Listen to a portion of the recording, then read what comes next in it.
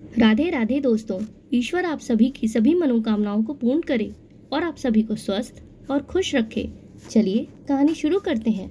हमारी आज की कहानी का शीर्षक है चूड़ियां सुहागन की। महिमा की शादी योगेश से हुए अभी 4-5 दिन ही हुए थे, लेकिन दोनों में कोई भी पति पत्नी के संबंध नहीं थे। योगेश ने पहले ही दिन महिमा को बता दिया था कि वह तारा नाम की लड़की से प्यार करता है और वह जिंदगी भर उसी से प्यार करता रहेगा। वह तो सुहाग स्टेज पर अपने पति का इंतजार कर रही थी। हर आहट पर उसका दिल जोरों से धड़कने लगता। वह आने वाले सुखी दाम्पत्य जीवन के बारे में सोच ही रही थी कि योगेश को कमरे में आता हुआ देखकर उसका दिल जोरों से धड़कने लगा। उसने झट से अपना चेहरा घूंघट से छिपा लिया। उसने सोचा था कि योगेश उसके सामने बैठकर उसका घूंघट उठाएगा, फिर उसकी खूबसूरती की तारीफ करेगा, कुछ मेरे बारे में पूछेगा और कुछ अपने बारे में बताएगा। लेकिन योगेश ने तो कमरे में आते ही बम फोड़ दिया और बोला, मुझसे कोई उम्मीद मत लगाना तुम। मेरे जीवन में कोई और है जिसे मैं बहुत चाहता हूँ। तुम चाहो तो अपने घर वापस जा सकती हो। मैं तुम्हें तुम्हारा पूरा खर्च देता रहूँगा।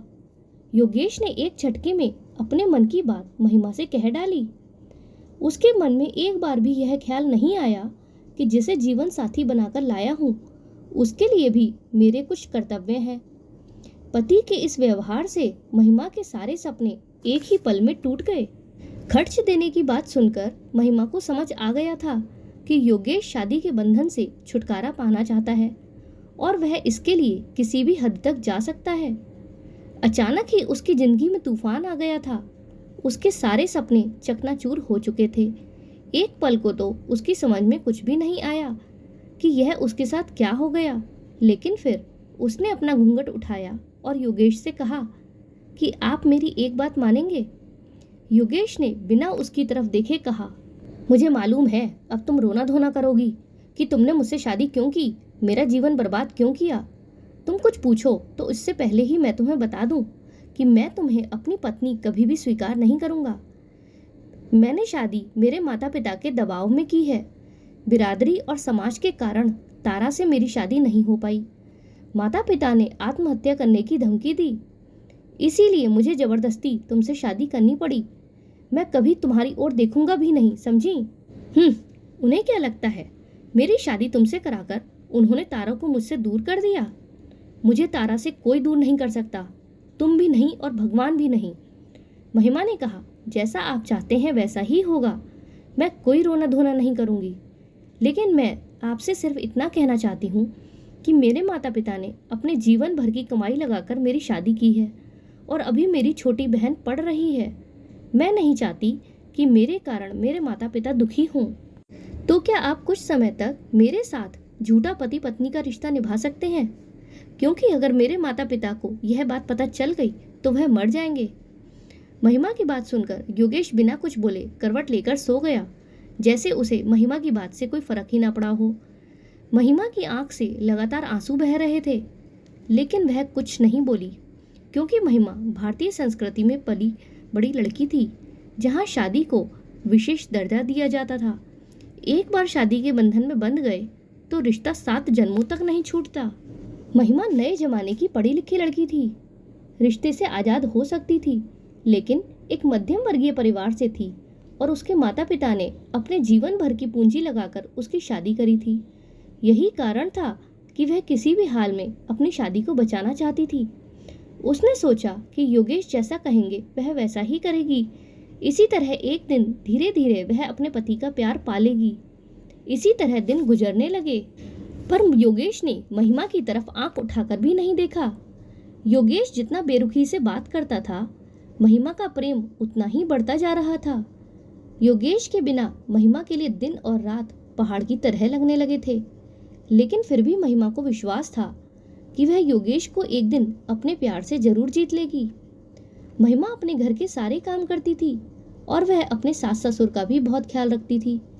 कई बार योगेश की माँ महिमा को उदास देखकर पूछती कि योगेश का व्यवहार तुम्हारे प्रति कैसा है, दोनों के बीच सब ठीक चल रहा है या नहीं। महिमा कुछ बोलती नहीं थी, लेकिन गर्दन हिलाकर हाँ में जवाब दे देती थी। माँ को शक तो हो रहा था कि जरूर कुछ गड़बड़ है, लेकिन संकोच के कारण वह कुछ कह नहीं पा रही थी। इसी तरह शादी को 6 महीने और निकल गए। योगेश तो अपने प्यार के पास था, इसीलिए उसे किसी और का दुख महसूस ही नहीं हुआ। लेकिन महिमा अपने पति के प्यार को पाने के लिए तड़प रही थी। उसकी हर कोशिश नाकाम होती जा रही थी। महिमा का शांत व्यवहार योगेश को मनमानी करने के लिए और बढ़ावा दे रहा था। अब वह काम की अधिकता का बहाना करके रात को भी घर नहीं आता था।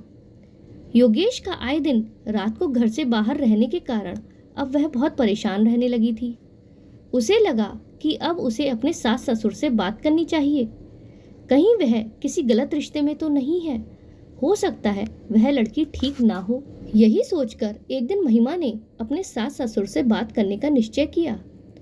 उसने संकोच करते हुए अपनी सास से कहा, माँ, मैं आपसे कुछ बात करना चाहती हूँ। वह बोली, हाँ बेटी बोलो। तब महिमा बोली, माँ, हमारी शादी को 6 महीने हो गए हैं, लेकिन यह मुझसे बात तक नहीं करते। हमारे बीच पति पत्नी का कोई संबंध नहीं है। मैंने आपके बेटे से बात करने की कई बार कोशिश की, लेकिन वह तो मेरी तरफ नजर उठाकर भी नहीं देखते। तब उसकी सास बोली, बेटा, मेरा बेटा आजकल के लड़कों जैसा नहीं है। वह थोड़ा शर्मीला है, थोड़ा वक्त दे उसे, सब ठीक हो जाएगा। तब महिमा ने कहा, माँ, आप कब तक उनकी करनी पर पर्दा डालेंगी? उन्होंने मुझे पहली रात में ही बता दिया था कि वह किसी और से प्यार करते हैं, और आपने उनकी शादी मुझसे जबरदस्ती कराई है। महिमा की सास के पास अब कोई उत्तर नहीं था। वह शर्म के मारे जमीन में गड़ी जा रही थी। लेकिन महिमा के सब्र का बांध अब टूट चुका था। वह रोते हुए अपनी सास से बोली कि आपकी जिद के कारण उन्होंने मुझसे शादी तो कर ली, लेकिन मैं उनकी ब्याहता नहीं बन पाई। वह तो अपनी प्रेमिका के साथ हैं, खुश हैं, पर मेरा जीवन तो बर्बाद हो गया। मेरी शादी की सच्चाई जानकर मेरे माता पिता का क्या हाल होगा? हो सकता है वह मर भी जाएं। आप ही बताइए कि अब मैं क्या करूं? महिमा अपने आंसू नहीं रोक सकी। कमरे के बाहर खड़े उसके ससुर जी सारी बातें सुन रहे थे। तब वह अंदर आकर बोले, बेटा, हमसे बहुत बड़ी भूल हो गई, हमें माफ कर दे। हमें तो लगा था कि तेरे जैसी सुंदर और सुशील पत्नी को पाकर वह उस लड़की को भूल जाएगा, लेकिन शायद यह हमारी भूल थी। उसकी बुद्धि पर तो पत्थर पड़ गए हैं। बेटी, थोड़ा सब्र रख। मुझे मालूम है वह लड़की सही नहीं है। मेरा बेटा उसके प्यार में अंधा हो चुका है, लेकिन मुझे विश्वास है एक दिन उसके झूठे प्यार से ठोकर खाकर वह तेरे पास ही लौट कर आएगा। महिमा ने कहा, पिताजी, अब सहा नहीं जाता। मुझे भी इनको लेकर चिंता रहती है। कभी तो मन होता है कि अपने माता पिता के पास वापस लौट जाऊं।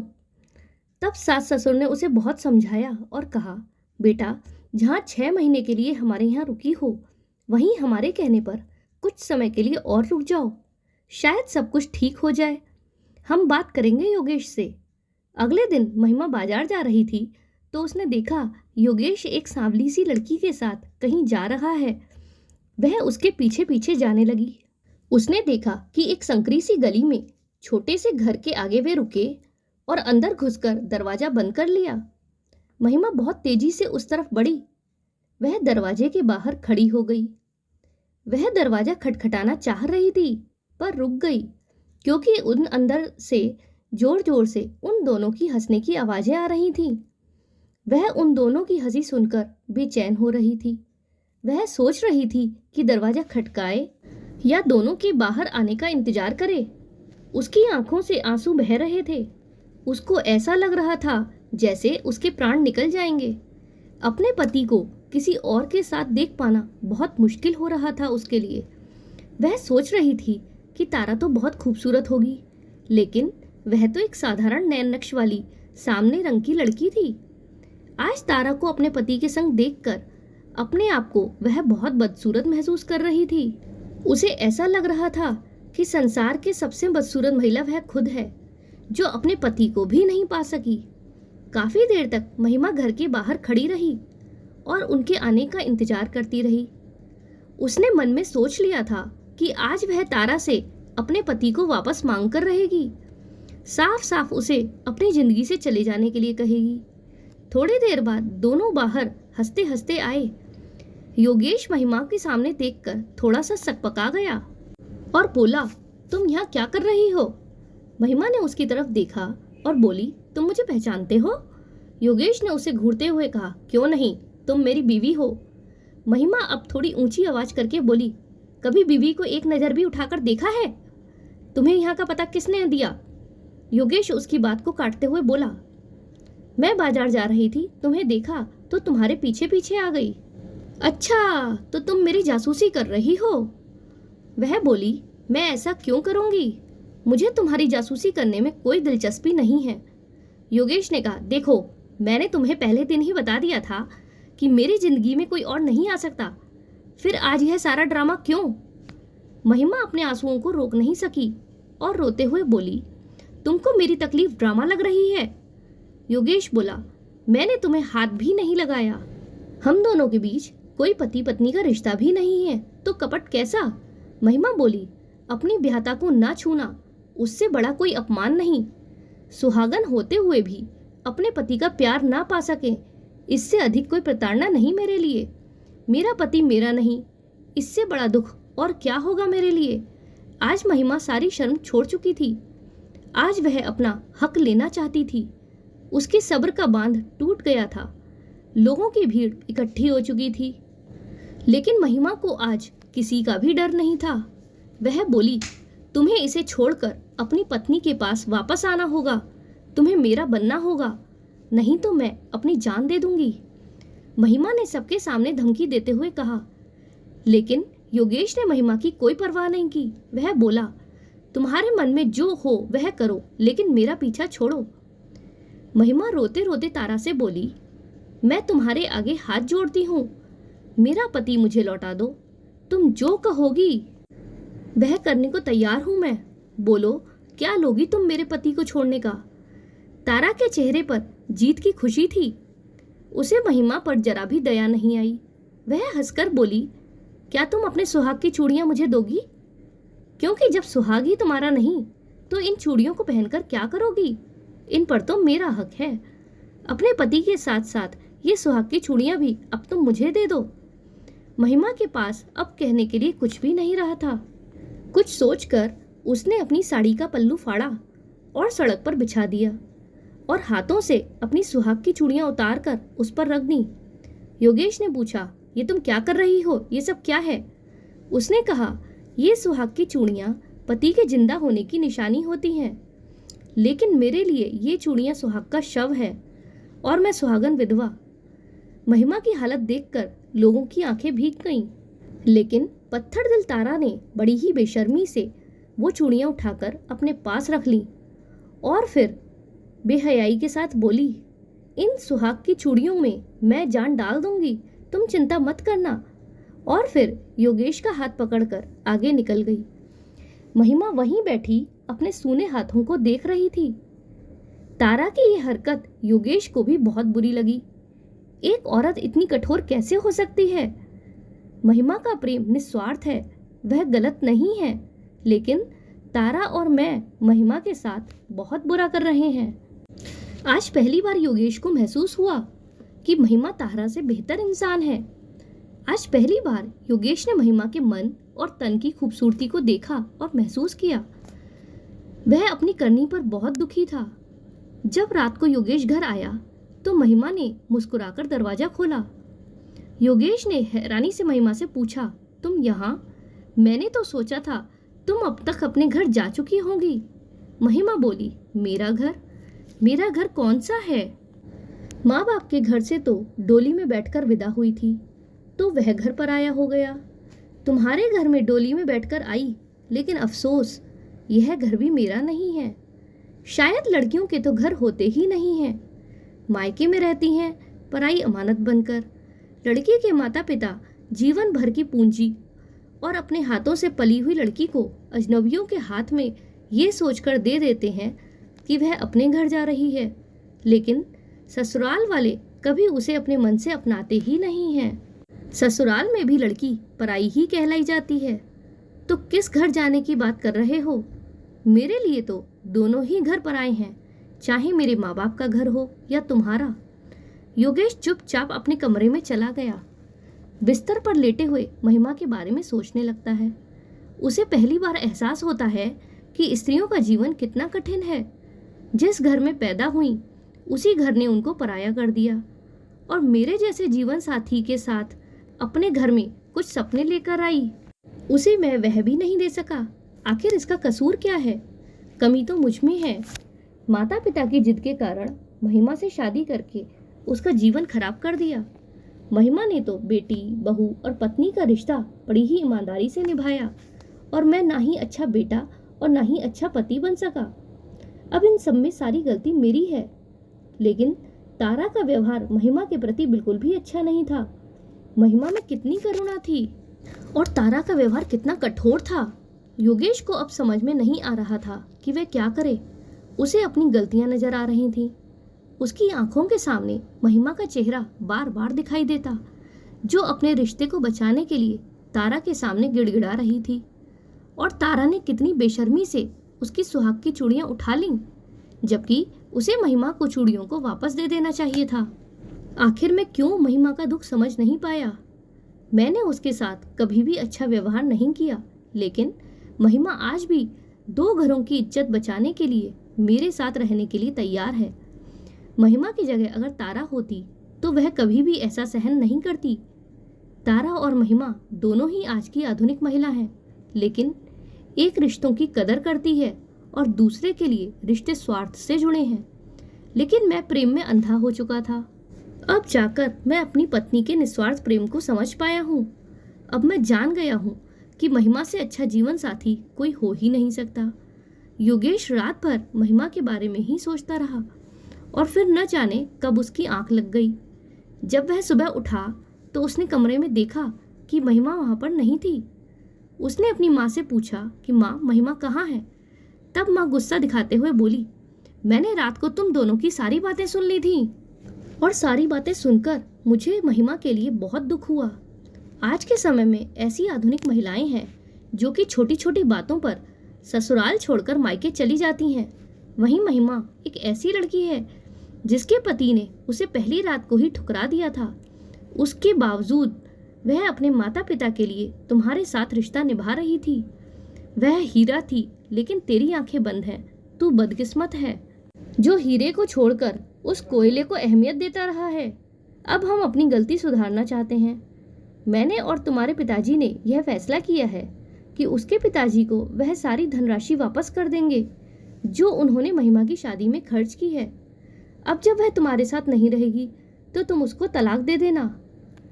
हम ही गलत थे जो तुम्हारे जीवन पर अपना अधिकार समझा। आज समय बदल चुका है। बच्चों को अपने फैसले स्वयं लेने चाहिए। हमारी जिद ने महिमा का जीवन बर्बाद कर दिया, लेकिन वह पढ़ी लिखी संस्कारी महिला है, इसीलिए हम लोगों ने उससे यहाँ से चले जाने के लिए विनती की थी।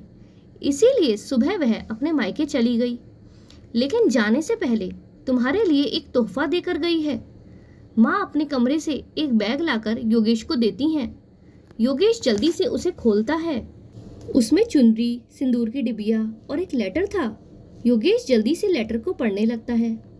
उसमें लिखा था, शादी के समय यह चुनरी और सिंदूर माँ ने मुझे सुहागन का आशीर्वाद देते हुए दिया था, लेकिन अब मैं यह हक खो चुकी हूँ।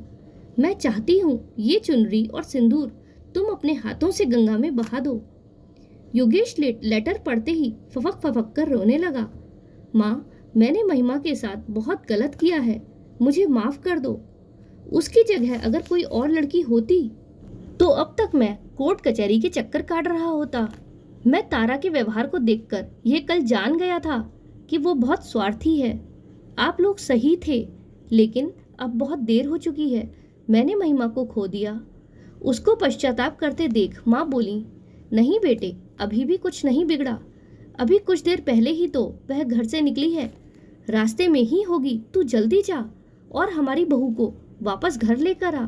योगेश जल्दी से गाड़ी निकालकर महिमा को अपने घर वापस लाने के लिए निकल पड़ता है। हर बस और टैक्सी में उसे ढूंढता है। एक टैक्सी में महिमा नजर आ जाती है। योगेश तेजी से गाड़ी आगे करके ड्राइवर को गाड़ी रोकने का इशारा करता है। टैक्सी रुक जाती है।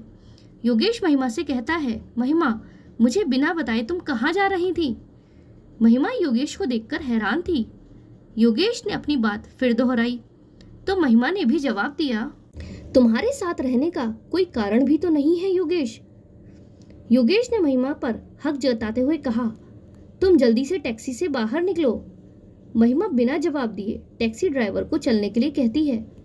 ये देखकर योगेश ड्राइवर को पैसे देते हुए महिमा का हाथ पकड़कर टैक्सी से उतारकर अपनी कार में बिठा लेता है। महिमा ने गुस्से में कहा, ये तुम क्या कर रहे हो? योगेश बोला, तुम कहीं नहीं जा रही हो, सुना तुमने? पर तुम्हारे साथ रहने का कोई कारण भी तो नहीं है योगेश। योगेश ने कहा, तुम मेरी पत्नी हो। महिमा बोली, लेकिन तुम्हारा प्यार मैं नहीं हूँ योगेश। लेकिन महिमा, मैंने असली प्यार की पहचान कर ली है। तारा जैसी लड़की कभी किसी को प्यार नहीं दे सकती। तुमसे शादी करने के बाद भी उससे रिश्ता रखना मेरी बहुत बड़ी गलती थी। मैं पति धर्म भूल गया था। योगेश महिमा से माफी मांगते हुए कहता है, तुमसे अच्छी जीवन साथी मुझे नहीं मिल सकती। मैंने तुम्हारे साथ कितना बुरा व्यवहार किया, लेकिन तुम्हारे चेहरे पर हमेशा मुस्कान रही। तुमने सुहाग की चूड़ियों को जब सुहाग का शौक कहा तो मेरी आत्मा ने मुझे धिक्कार दिया। मुझे अपनी गलती का एहसास हो गया, मुझे माफ कर दो। कहते हुए उसने गाड़ी तारा के घर की तरफ मोड़ दी तो महिमा ने कहा, यह रास्ता अपने घर का नहीं है। फिर योगेश बोला कि हाँ, मैं तारा के घर जा रहा हूँ क्योंकि उसने तुम्हारी सुहाग की चूड़ियाँ ले रखी हैं। वह उससे मुझे वापस लानी है। आज महिमा की आंखों में खुशी के आंसू थे क्योंकि आज उसने अपना सुहाग पा लिया था। योगेश सुहाग की चूड़ा लेने के लिए तारा के घर पहुंचता है। अंदर से हंसी की बहुत सारी आवाजें आ रही थी। योगेश अंदर जाने लगता है, लेकिन बातों में अपना नाम सुनकर वहीं रुक जाता है। उन लोगों की बातों से लग रहा था जैसे अंदर उसके खिलाफ कोई साजिश की जा रही है। इसीलिए बाहर की तरफ लगी खिड़की से अंदर झांकने लगता है और फिर चुपके से अंदर जाता है तो देखता है तारा अपने माता पिता और भाई बहन के साथ बैठी है। सामने मेज पर महिमा की कांच की चूड़ियां रखी थीं और तारा की माँ के हाथ में महिमा के ही सोने के कंगन और सोने की चूड़ियां थे। वे उठाते हुए कहती हैं, समय तो लगा लेकिन माल तो हाथ लगा। तारा बोली, मैंने उस बेवकूफ़ महिमा से कांच की चूड़ियां मांगी थीं और वह उनके साथ साथ ये सोने के कंगन और सोने की चूड़ियां भी दे गई। माया, तूने देखा नहीं कैसे सुहाग की भीख मांग रही थी मुझसे? मुझे तो उस पर हंसी आ रही थी। पता नहीं लोग कैसे इतने इमोशनल होते हैं। माया ने कहा, अगर लोग इमोशनल ना हो तो हमारा धंधा कैसे चलेगा? फिर तारा बोली, सच में योगेश भी तो कितना इमोशनल है, तभी तो हम पैसे निकाल पाते हैं, कभी मेरी बीमारी के नाम से तो कभी किराए के लिए।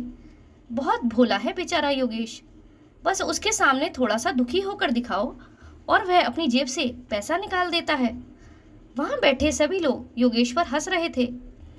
आज नहीं तो कल वह मुझसे शादी करेगा ही करेगा और उसकी सारी जायदाद, सारा रुपया फिर मेरा ही होगा और उसके माँ बाप को तो घर से धक्के मार कर निकाल दूंगी। और सभी फिर ठहाका मारकर हंसने लगते हैं। तभी सोफे पर बैठा अधेड़ उम्र का व्यक्ति बोला, पर इस बार बहुत समय लग गया माल आने में। तभी तारा दूसरी लड़की से पूछती है, और तेरा क्या चल रहा है? दूसरी लड़की कुछ कहती, इससे पहले ही उसका ध्यान योगेश की तरफ गया। योगेश को देखते ही अंदर बैठे सभी लोग घबरा गए। योगेश भी उनकी बातों को सुनकर हक्का बक्का रह गया था। उसे तारा से ऐसी उम्मीद बिल्कुल भी नहीं थी, ना कभी उसने उस पर शक किया। योगेश समझ गया था कि वह साजिश का शिकार हो गया है।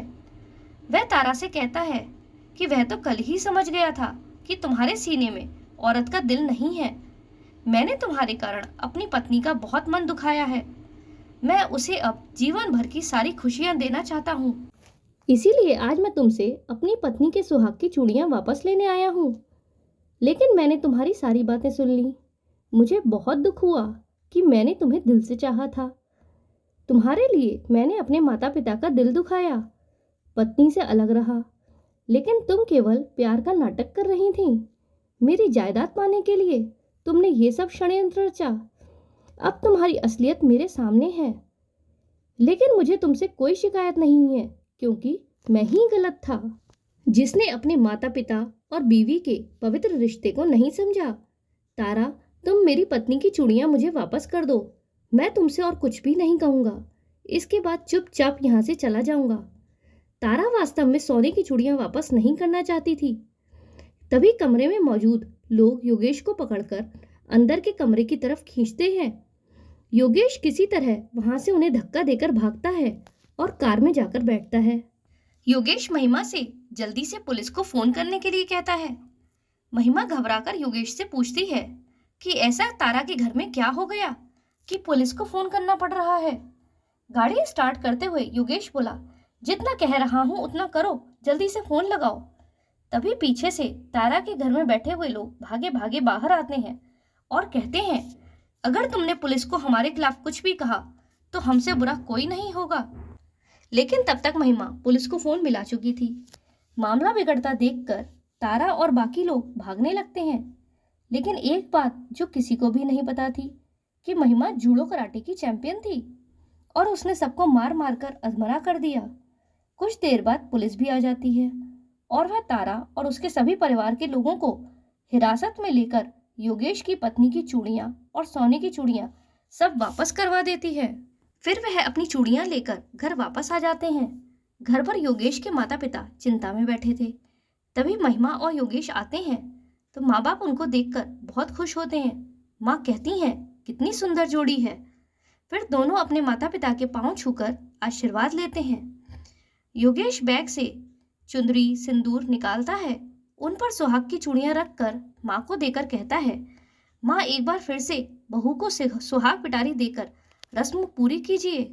योगेश की माँ अपनी बहू महिमा को सामने बिठाकर बोली, मैंने तो इसे शुरू से ही अपनी बहू मान लिया है, लेकिन अपनी पत्नी तूने आज माना है, इसीलिए आज यह रस्म तू अपने हाथों से निभा। योगेश अपने हाथों से उसे चूड़ियां पहनाकर सिंदूर लगाकर फिर चुंदरी उड़ा देता है। महिमा के चेहरे पर मुस्कान देखकर आज उसे समझ आता है कि एक भारतीय संस्कारी औरत के लिए उसके रिश्तों से बढ़कर कोई खजाना नहीं। धन्य है औरत जो माफ करने का जज्बा भी रखती है। ये जज्बा पुरुषों में बहुत कम दिखाई देता है। अगर कोई पत्नी अपने पति को इस तरह का धोखा देती है तो पति शायद ही उसे माफ करे, लेकिन पत्नी ज्यादातर माफ कर देती है। तो दोस्तों, आपको यह कहानी कैसी लगी कमेंट में ज़रूर बताइएगा। अगर पसंद आई हो तो वीडियो को लाइक करें और चैनल पर नए हो तो चैनल को सब्सक्राइब करें। हमारे साथ अंत तक बने रहने के लिए धन्यवाद। जय श्री राधे।